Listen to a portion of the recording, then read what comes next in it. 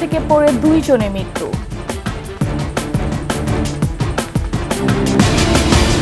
সিলেটে আনোয়ারুজ্জামান চৌধুরী ও নাদেলের বাসায় হামলা ভাঙচুর। থাইল্যান্ড যাচ্ছেন প্রধান উপদেষ্টা, ব্যাংককে বৈঠক হতে পারে মোদির সঙ্গে। ঈদ আনন্দ মিছিলে মূর্তি প্রদর্শনীর নিন্দা, প্রতিমা সংস্কৃতির অন্তর্ভুক্তি প্রশ্নবিদ্ধ বলছে জামায়াত।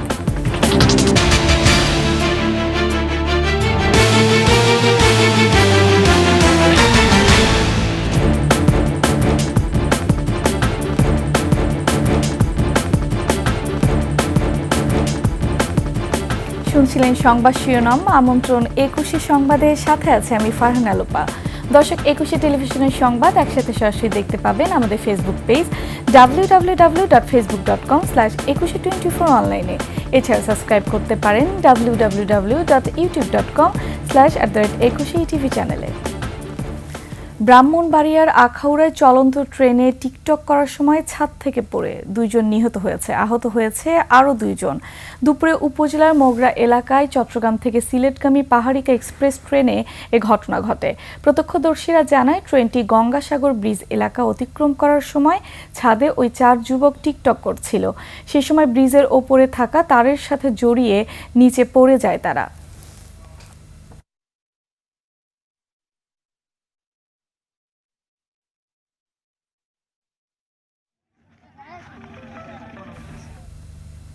সিলেটের সাবেক মেয়র আনোয়ারুজ্জামান চৌধুরী ও আওয়ামী লীগ সাংগঠনিক সম্পাদক শফিউল আলম নাদেলের বাসায় হামলা ও ভাঙচুরের ঘটনা ঘটেছে।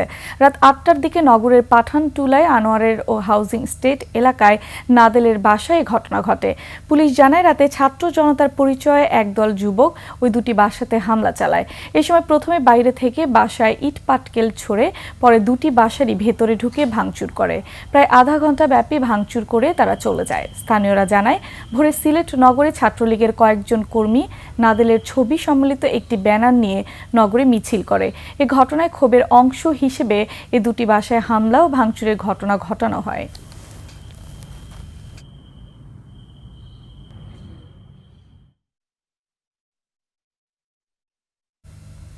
বৃহস্পতিবার বিমস্টেক সম্মেলনে যোগ দিতে থাইল্যান্ড যাচ্ছেন প্রধান উপদেষ্টা ডক্টর মোহাম্মদ ইউনূস।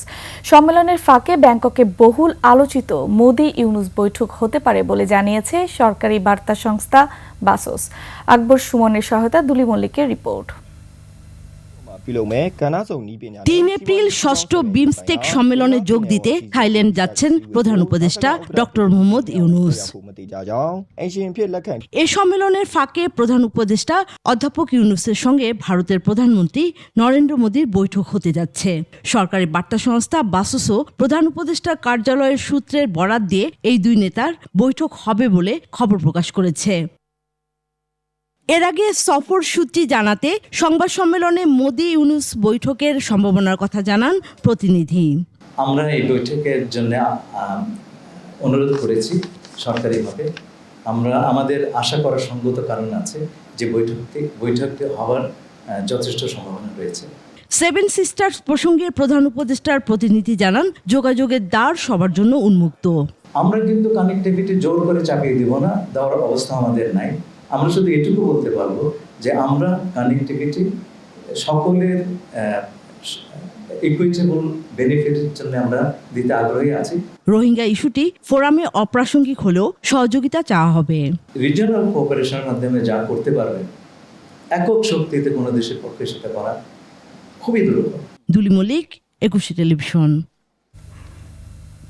ঈদ উল ফিতর উপলক্ষে সরকারি তত্ত্বাবধানে ঈদ আনন্দ মিছিলে মূর্তি প্রদর্শনে ও বিভিন্ন প্রতীক বহনের ঘটনার নিন্দা জানিয়েছে বাংলাদেশ জামায়াত ইসলামী। বুধবার এক বিবৃতিতে এর নিন্দা জানান দলটির সেক্রেটারি জেনারেল অধ্যাপক মিয়া গোলাম পরওয়ার।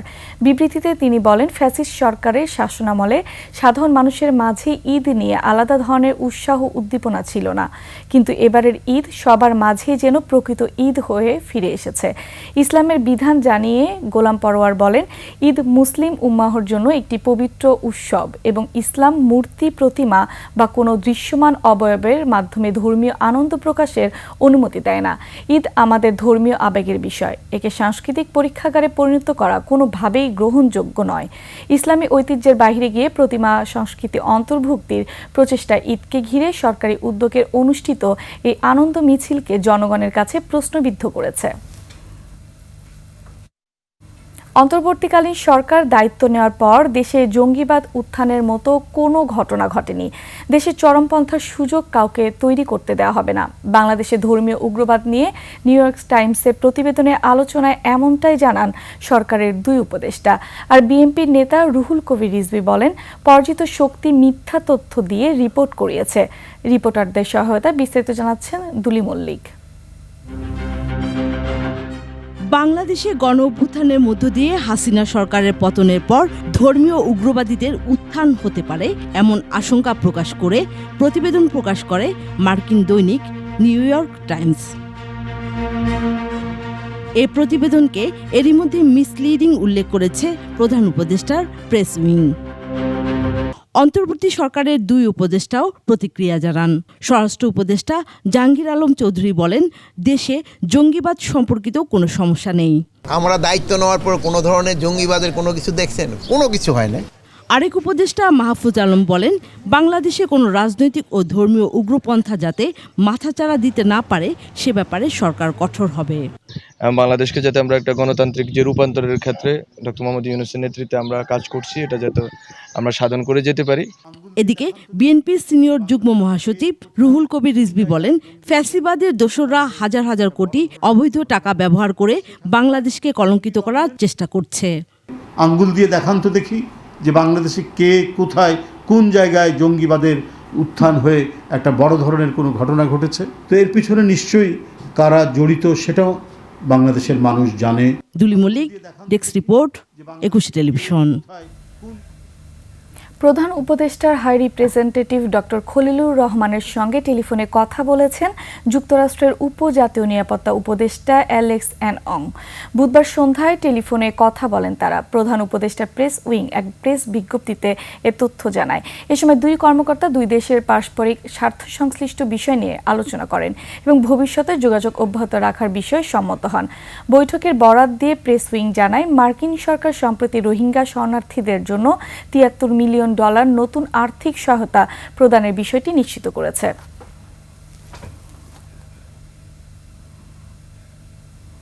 নিচ্ছি সংবাদ বিরতি। যখন ফিরছি তখন অন্যান্য সংবাদের সাথে আরও থাকবে।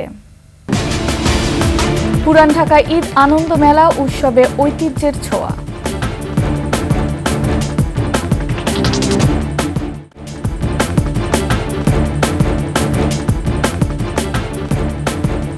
আবার আমন্ত্রণ 21 সংবাদে। রাজনৈতিক দলগুলোকে প্রস্তুতি নেওয়ার আহ্বান জানিয়ে তথ্য সম্প্রচার উপদেষ্টা মাহফুজ আলম বলেছেন, ডিসেম্বর অথবা জুন দুইটা টাইমলাইন্স আছে, এই টাইমলাইনের ভেতরেই নির্বাচন হবে। বুধবার বিকেলে লক্ষ্মীপুরের রামগঞ্জে সাংবাদিকদের প্রশ্নের জবাবে তিনি এসব কথা বলেন। কিছু নাই যে কবে নির্বাচন হবে, নির্বাচন দিবে কি দিবে না সরকার, অবশ্যই নির্বাচন হবে। ডিসেম্বর জুন দুইটা টাইমলাইন আছে, এই টাইমলাইনের ভিতরে হয়ে যাবে। এটা একেবারে এই কথার বাইরে হয়তো সরকার যাবে না। এটা হচ্ছে আমাদের দিক থেকে আমাদের পর্যবেক্ষণ। আর রাজনৈতিক দলগুলো যে প্রস্তুতিতে আছে, বিভিন্ন দল গঠিত হচ্ছে নতুন করে, সবাই প্রস্তুতি নিক, নির্বাচন হবেই।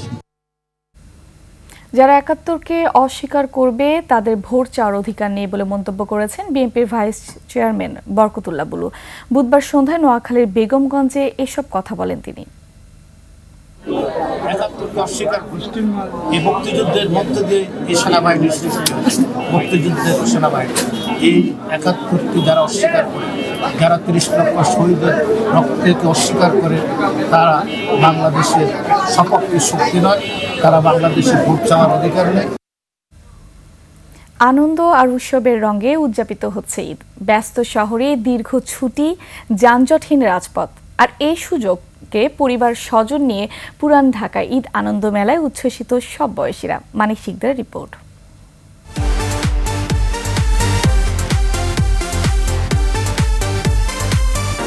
ঈদ মানেই খুশি, সবাই মিলে আনন্দ। এই আনন্দে পরিবার পরিজন নিয়ে ঘুরে বেড়াচ্ছেন রাজধানীবাসী। ঐতিহ্যবাহী পুরান ঢাকার বাহাদুর শাহ পার্কের পাশে স্থানীয় তরুণদের উদ্যোগে আয়োজিত এই মেলায় ভিড় জমিয়েছেন নগরবাসী। খুব ভালো লাগতেছে, ঈদের সময় এই আয়োজনটা আসলে সুন্দর। ছোট ছিলাম তখন দেখছি এটার ভিতরে যাবতীয় সবকিছু থাকতো, হাতি থাকতো, ঘোড়া থাকতো। এই ঈদ আনন্দ মেলা দেখতে এসেছি। নাগরদোলা, দোলনা ও বিভিন্ন ধরনের রাইডে আনন্দ মেলায় এভাবে বিনোদনে মেতেছে শিশু কিশোররা। ট্রাম্পোলিনে চললাম, ওটা আমার কাছে অনেক ভালো লাগছে। বাচ্চাও খুশি, আমরাও খুশি। বাতাসা, নিমকি, মিষ্টি, মুড়িমুড়কি, চটপটি সহ ঐতিহ্যবাহী খাবারের আয়োজন মেলা জুড়ে। আমাদের এখানে খাবার মেলা রয়েছে, খুব ভালো লাগছে। ভালো আছে ইনশাআল্লাহ। এছাড়া বিভিন্ন ধরনের খেলনা, প্রসাধনী, নিত্য প্রয়োজনীয় সামগ্রী স্টলে ফুটে উঠেছে গ্রামীণ ঐতিহ্য। যে এতদিন অফ ছিল, এখন আবার নতুন করে স্টার্ট হয়েছে, সে চাইল্ডহুড মেমোরিটা ফিরে পেলাম। পরিবেশ সুন্দর, এখানে অনেক কিছু আছে দেখার মতো, আর সবাই স্বতঃস্ফূর্তভাবে আনন্দ উল্লাস করতে পারতেছে। 400 বছরের ইতিহাসে ঐতিহ্যবাহী নগরীর এই পুরান ঢাকায় উৎসবের রং আর রসনা বিলাসীদের জমজমাট মিলন মেলা চলছে। মানব চিকদার, 21 টেলিভিশন, ঢাকা। এবার শোনাই লাইফ ইন্স্যুরেন্স আন্তর্জাতিক সংবাদ।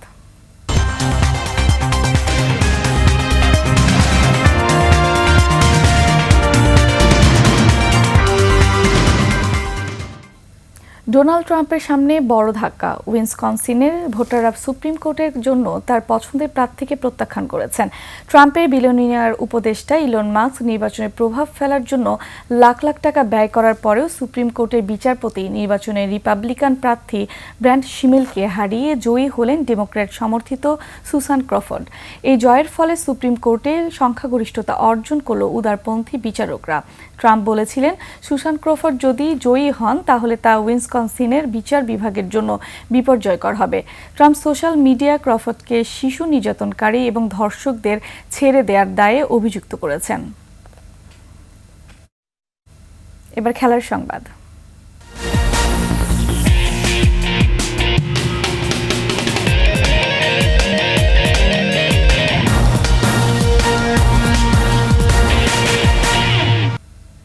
নারী বিশ্বকাপে কোয়ালিফাই করতে ব্যাটারদের দায়িত্ব নিয়ে খেলা ও বলারদের কম রান দেওয়ার তাগিদ দিলেন অধিনায়ক নিগার সুলতানা জ্যোতি।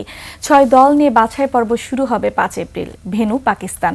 3 এপ্রিল ঢাকা ছাড়বে বাংলাদেশ দল। 13 দিনের এই প্রতিযোগিতায় সেরা 2 দল অংশ নেবে মূল পর্বে। 10 এপ্রিল নিজেদের প্রথম ম্যাচে থাইল্যান্ডের মুখোমুখি হবে টাইগ্রেসরা। বাকি ম্যাচগুলো 13, 15, 17 ও 19 এপ্রিল। দেশ ছাড়ার আগের দিন গণমাধ্যমের মুখোমুখি হয়ে পরিকল্পনার কথা জানান অধিনায়ক নিগার সুলতানা। বলেন, পাকিস্তানের ব্যাটিং স্বর্গ, উইকেটের দায়িত্ব নিয়ে খেলার বিকল্প নেই ব্যাটারদের।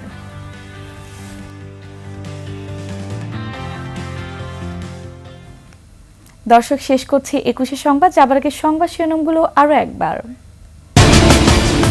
চলন্ত ট্রেনে টিকটক, ছাদ থেকে পড়ে 2 জনের মৃত্যু।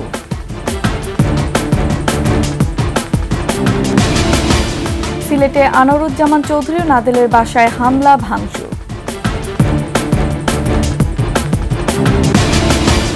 থাইল্যান্ড যাচ্ছেন প্রধান উপদেষ্টা, ব্যাংককে বৈঠক হতে পারে মোদির সঙ্গে। ঈদ আনন্দ মিছিলে মূর্তি প্রদর্শনীর নিন্দা, প্রতিমা সংস্কৃতির অন্তর্ভুক্তি প্রশ্নবিদ্ধ, বলছে জামায়াত।